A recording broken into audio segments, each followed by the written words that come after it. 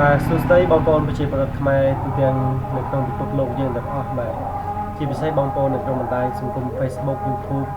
Twitter Pinterest Google Plus ទាំងអស់គ្នាបាទហើយនេះខ្ញុំមានដំណឹងពិសេសមួយចង់ជម្រាបជូនដំណឹងទៅដល់បងប្អូនទាំងគ្នាបានជឿថា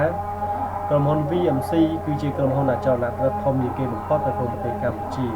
ក្រុមហ៊ុន VMC គឺមានលក់និងជួលនៅផលិតផលអចលនទ្រព្យមានដូចជាផ្ទះវីឡាផ្លោះវីឡាកូនកាត់សន្តាគារផ្ទះសម្នាក់រោងចក្រតូចធំនិងដីលោកគ្រប់ប្រភេទបើសិនជាបងប្អូនប្រជាពលរដ្ឋខ្មែរយើងនៅអានីសមុទ្រសហរដ្ឋអាមេរិកកាណាដាអូស្ត្រាលីសហគមន៍អឺរ៉ុបទាំងអស់ដែលមានបំណងចង់ទិញឬមកជួលអចលនទ្រព្យនៅក្នុងប្រទេសកម្ពុជា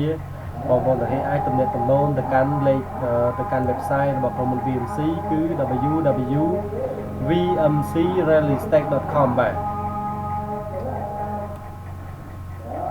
អញ្ចឹងថ្ងៃនេះគឺខ្ញុំសូមលើកវីឡាទំនើបមួយសម្រាប់លោករបស់ក្រុមហ៊ុន VMC បាទគឺនៅម្ដុំទួលគោករាជធានីភ្នំពេញនៅវីឡានេះគឺមាន garden garage balcony 9 living room 9 kitchen big living room natural light 9 layout បាទតម្លៃនេះក៏ថ្លៃទេគឺ$750,000បាទបើសិនជាបងប្អូនទាំងនេះចាប់អារម្មណ៍គឺបងប្អូនទាំងនេះអាចទំនាក់ទំនងទៅកាន់លេខទូរស័ព្ទ023 22 45 30 017 76 92 71 019 43 95 43បាទបើសិនជាបងប្អូនទាំងនេះឬមួយក៏ពើមានបន្ថែមទៀតបងប្អូនទាំងនេះអាចចូលទៅ website www.vmcrealestate.com